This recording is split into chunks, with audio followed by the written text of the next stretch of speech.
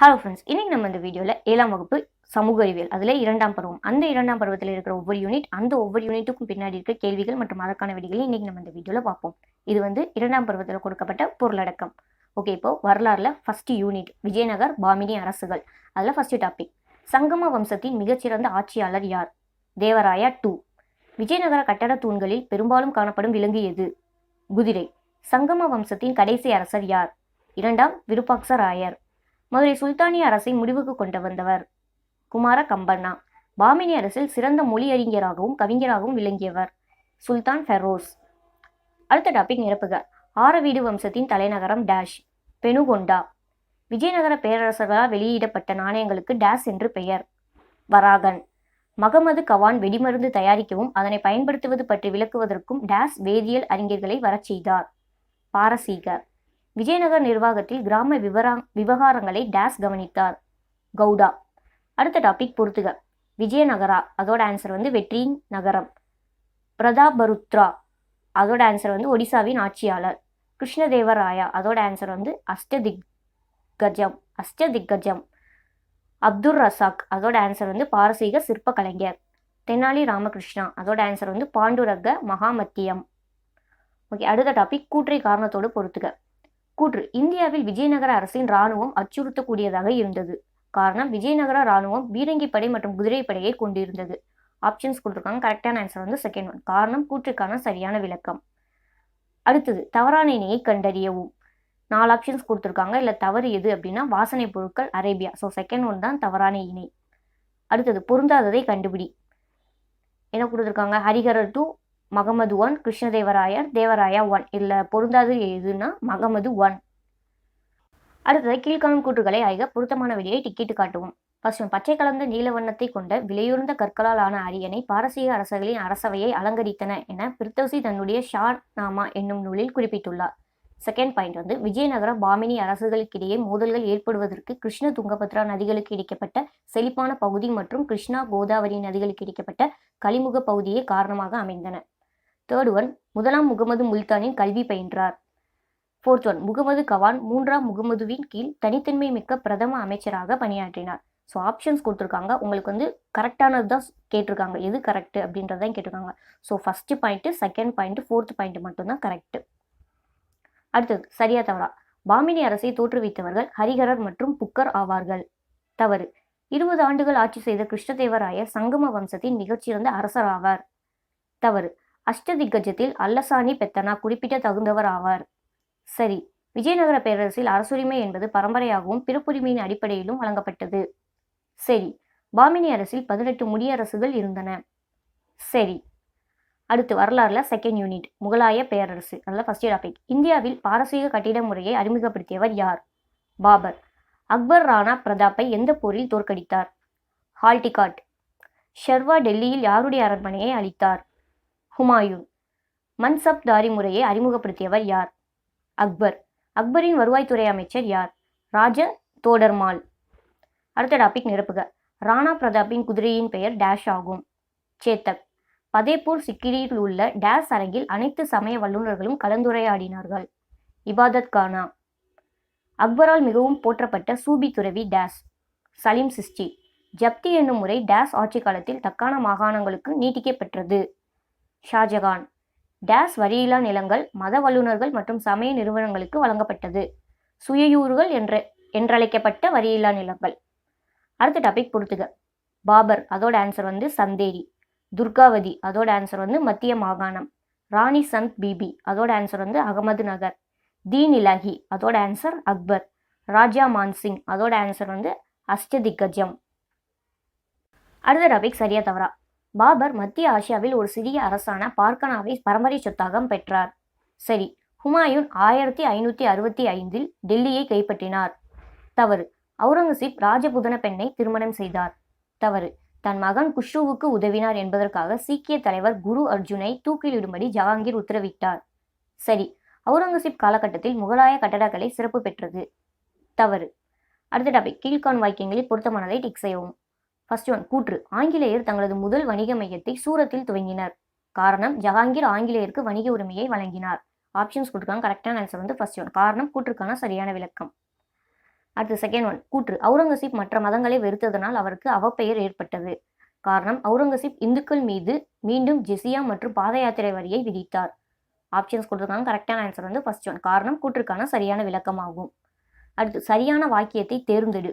First one, Kamran ஆப்கானியரின் மகனாவார். ஹசன் சூரி பீகாரில் உள்ள சசாரத்தின் ஆட்சியாளர் ஆவார். செகண்ட் பாயிண்ட், அக்பர் இந்துக்களின் மீதான ஜிசியா மற்றும் பாத யாத்திரை வரியை ரத்து செய்தார். தேர்ட் ஒன், அவுரங்கசீப் தமது 3 சகோதரர்களை கொன்றுவிட்டு ஆட்சி கட்டிலில் அமர்ந்தார். ஃபோர்த் ஒன், இளவரசர் அக்பர் சிவாஜியின் மகனான சாம்பாஜியோடு தக்காணத்தில் ஒப்பந்தம் செய்து கொண்டார். ஸோ சரியான வாக்கியம் தான் கேட்டிருக்காங்க. உங்களுக்கு ஆப்ஷன்ஸ் கொடுத்துருக்காங்க. கரெக்டான ஆன்சர் வந்து செகண்ட் ஒன். அதாவது first one, third one, fourth one 3 point மட்டும்தான் சரி. அடுத்து கால வரிசைப்படி போர்களை வரிசைப்படுத்துக.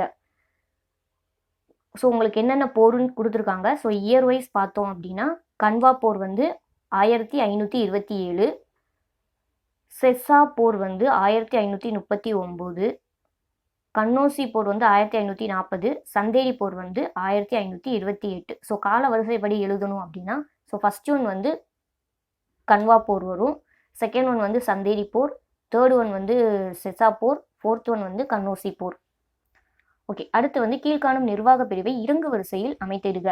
ஸோ கரெக்டான ஆன்சர் வந்து ஃபர்ஸ்ட் ஒன் வந்து சுபா, செகண்ட் ஒன் வந்து சர்கார், தேர்ட் ஒன் வந்து பர்கானா. அடுத்த டாபிக் பொறுத்துக.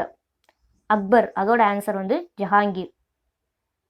தலதான் லோடி, அதோட ஆன்சர் வந்து தில்வார் கான். ஹசன் சூரி, அதோட ஆன்சர் வந்து சர்ஷா. பாபர், அதோட ஆன்சர் வந்து ஹுமாயூன். உதய் சிங், அதோட ஆன்சர் வந்து ராணா பிரதாப். ஓகே, வரலாறுல அடுத்த யூனிட் மராத்தியர்கள் மற்றும் பேஷ்வாக்களின் எழுச்சி.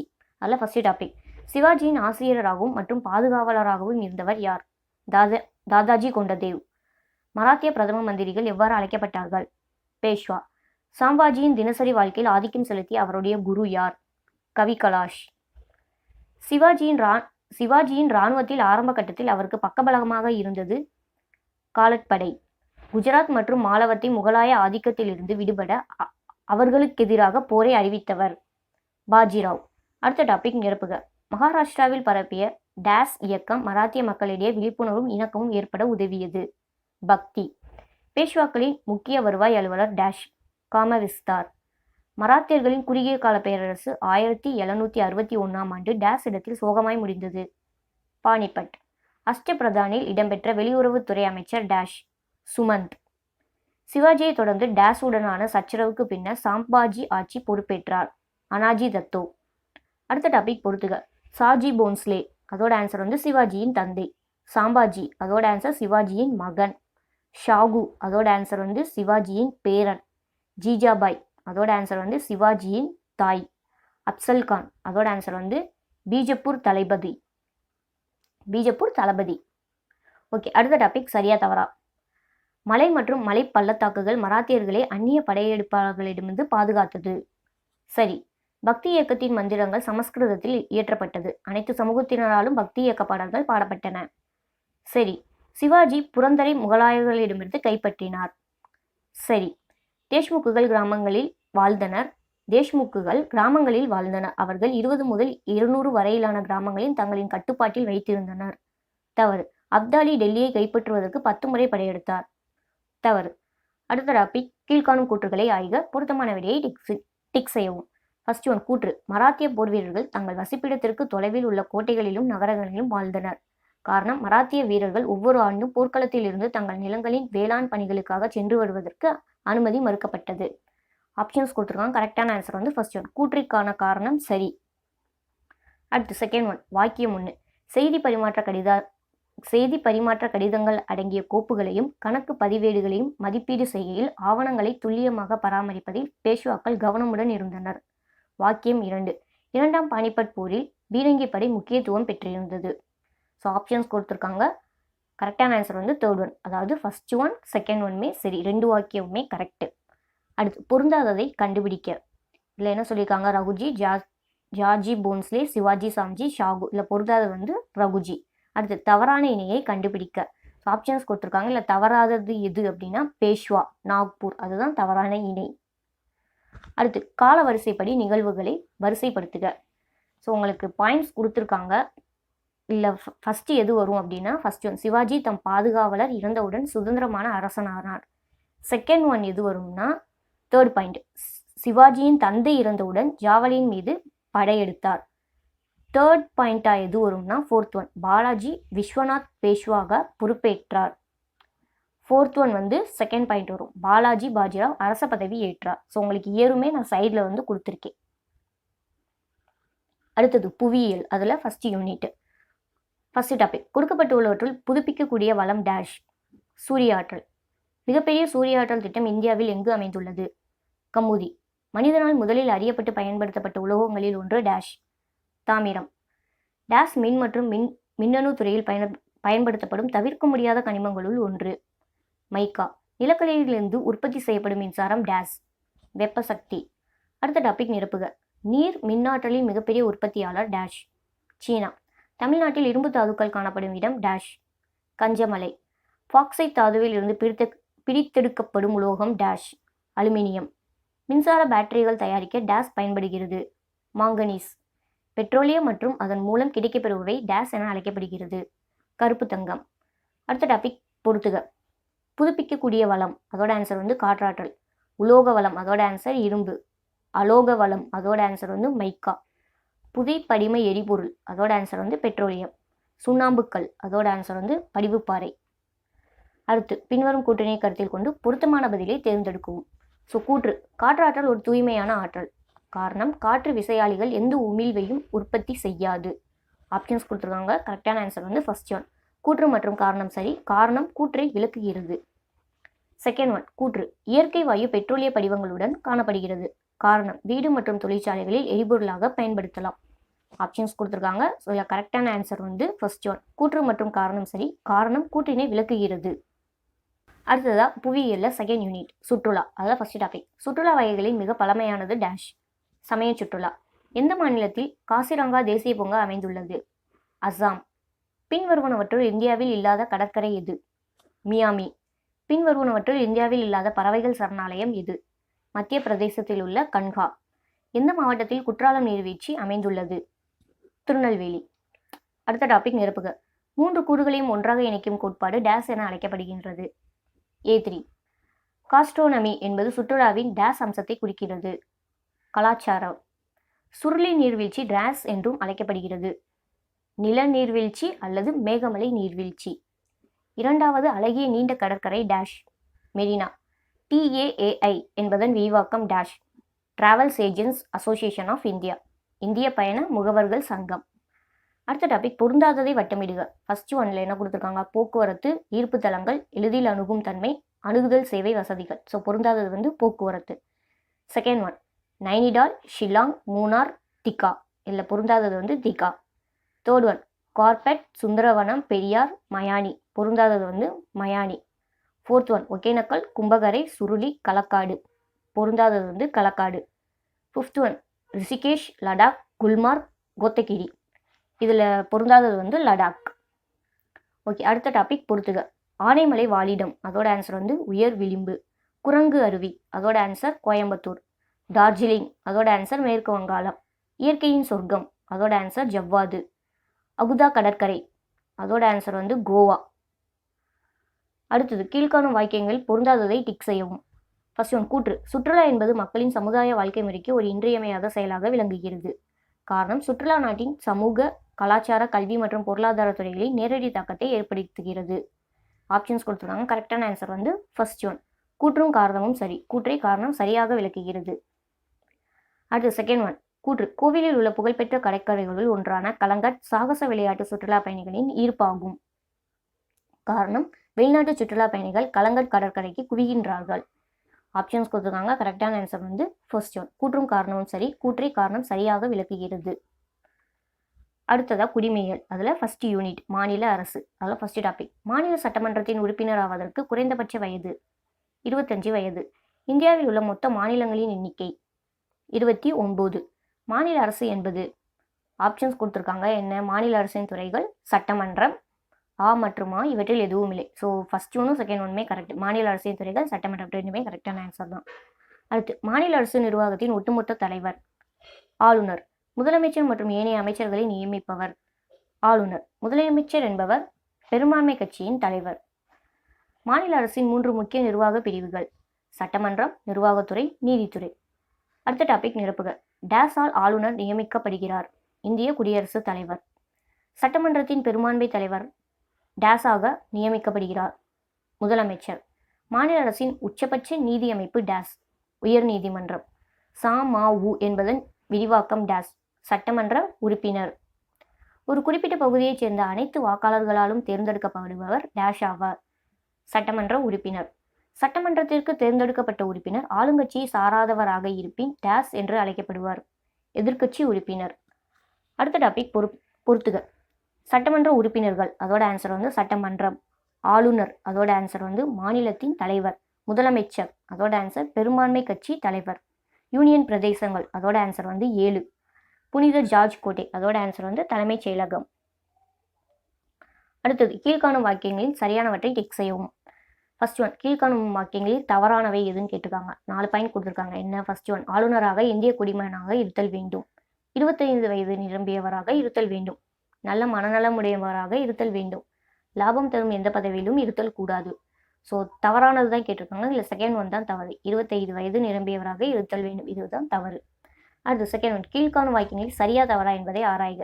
ஃபர்ஸ்ட் ஒன், அரசு செயல்படுவதற்கு சட்டமன்ற உறுப்பினர்கள் பொறுப்புடையவர்கள் ஆவார்கள். சரி. ஆளுங்கட்சி சட்டமன்ற உறுப்பினர்களை சாராத அனைத்து அரசியல் கட்சியை சார்ந்த சட்டமன்ற உறுப்பினர்கள் எதிர்க்கட்சி உறுப்பினர்கள் என்று அழைக்கப்படுவர். சரி. சட்டமன்ற உறுப்பினர்கள் மக்களுடைய பிரதிநிதிகள் அல்ல. தவறு. அடுத்தது, ஈரவை என்பதற்கு சரியான விளக்கத்தை தேர்ந்தெடு. ஸோ ஈரவைக்கு கரெக்டான ஆன்சர் வந்து தேர்ட் ஒன் தான். மேலவை மற்றும் கீழவையை கொண்ட சட்டமன்றம். அடுத்து ஃபோர்த் ஒன், கூற்று. இந்திய கூட்டாட்சி முறை அரசாங்கத்தை கொண்டது. காரணம், இந்திய அரசியலமைப்பின் அதிகாரம் மத்திய மற்றும் மாநில அரசுகளுக்கு இடையே பகிர்ந்தளிக்கப்பட்டுள்ளது. ஆப்ஷன்ஸ் கொடுத்துருக்காங்க. கரெக்டான ஆன்சர் வந்து ஃபர்ஸ்ட் ஒன். கூற்று சரி, கூற்றுக்கான விளக்கமும் சரியானது. அடுத்து, குடிமையியல்ல செகண்ட் யூனிட், ஊடகமும் ஜனநாயகமும். அதில் ஃபர்ஸ்ட் டாபிக். கீழ்கண்டவற்றில் அச்சு ஊடகத்தின் கீழ் வருவது எது? செய்தித்தாள். கீழ்கண்டவற்றில் ஒளிபரப்பு ஊடகம் எது? வானொலி. உலகினை மக்களின் அருகாமையில் கொண்டு வந்த ஊடகம்? தொலைபேசி. வெகுஜன ஊடகம் என்பது? ஆப்ஷன்ஸ் வந்து வானொலி, தொலைக்காட்சி. மற்றும் இவற்றில் எதுவும் இல்லை. ஸோ ஃபர்ஸ்ட் ரெண்டுமே கரெக்டு தான். வானொலியும் கரெக்டு, தொலைக்காட்சியும் கரெக்டு. அடுத்து, ஊடகம் ஏன் சுதந்திரமாக செயல்பட வேண்டும்? நடுநிலையான தகவலை தருவதற்கு. அடுத்த டாபிக் நிரப்புக. உலகத்தினை சிறியதாகவும் மிக அருகாமையிலும் கொண்டு வந்தது டேஷ். ஊடகம். ஒவ்வொரு தனிமனிதனும் டேஷ் ஆகும். ஊடகத்தின் வெளிப்பாடு. அச்சு இயந்திரம் டேஷ் என்பவரால் கண்டுபிடிக்கப்பட்டது. Johannes Gutenberg. நமது வாழ்க்கையை தீர்மானிக்கும் மதிப்பீடுகளின் தொகுப்பு டேஷ் ஆகும். நெறிமுறை. இந்திய அரசின் வானொலி ஒலிபரப்பு நிறுவனம் டேஷ். ஆகாசவாணி. அடுத்த டாபிக் பொறுத்துக. குறு அளவிலான ஊடகம், அதோட ஆன்சர் வந்து கருத்தரங்கு. சமூக ஊடகம், அதோட ஆன்சர் முகநூல். அச்சு ஊடகம், அதோட ஆன்சர் சுவரொட்டிகள். இணைய ஊடகம், அதோட ஆன்சர் கூகுள் இணையம். ஒளிபரப்பு ஊடகம், அதோட ஆன்சர் வந்து திரைப்படங்கள். அடுத்து, கீழ்காணும் வாக்கியங்களில் சரியானவற்றை டிக் செய்யவும். கூற்று. அச்சு ஊடகம் மக்களின் பல்கலைக்கழகம் என கருதப்படுகிறது. காரணம், பொதுமக்களுக்கு தகவல்களை வழங்குவதிலும் கல்வியறிவு ஊட்டுவதிலும் பெரும்பங்கு வகிக்கிறது மற்றும் பொதுமக்களின் பாதுகாவலனாகவும் செயல்படுகிறது. ஆப்ஷன்ஸ் கொடுத்துருக்காங்க. கரெக்டான ஆன்சர் வந்து ஃபர்ஸ்ட் ஒன். கூற்று சரி, காரணம் கூற்றுக்கான சரியான விளக்கமாகும். செகண்ட் ஒன், தவறான ஒன்றை கண்டுபிடிக்க. செய்தித்தாள்கள், நாளிதழ்கள், அறிக்கைகள், கீச்சகம், சுவரொட்டிகள். ஸோ இதில் தவறாதது எது அப்படின்னா கீச்சகம்.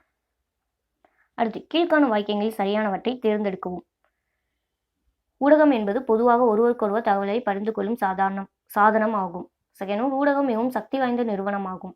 தேர்ட் ஒன், ஊடகம் மக்களிடம் புது கருத்தை உருவாக்குவதில் முக்கிய பங்கு வகிக்கிறது. ஃபோர்த் ஒன், ஊடகத்திற்கு எந்த பொறுப்பும் கிடையாது. ஸோ சரியானவற்றை தான் கேட்டிருக்காங்க. ஆப்ஷன்ஸும் கொடுத்துருக்காங்க. ஆப்ஷன்ஸில் ஃபர்ஸ்ட் ஒன் தான் கரெக்ட். அதில் என்ன சொல்லியிருக்காங்க? First one, second one, third one. First 3மே கரெக்டான ஒன் தான். ஸோ ஃபைனலாக 7ஆம் வகுப்பில் சமூக அறிவியலில் 2ஆம் பருவம் பார்த்து முடிச்சிட்டோம். ஸோ இந்த வீடியோ பிடிச்சிருந்துச்சுன்னா லைக் பண்ணுங்கள், கமெண்ட் பண்ணுங்கள், ஷேர் பண்ணுங்கள். இதே மாதிரி எக்ஸாம் ரிலேட்டட் வீடியோஸ் பக்கம் மறக்காமல் ஷென்வே மெட்டீரியல் சேனல் சப்ஸ்கிரைப் பண்ணிட்டு பக்கத்தில் பெல் ஐக்கானையும் ப்ரெஸ் பண்ணிடுங்க. All the best.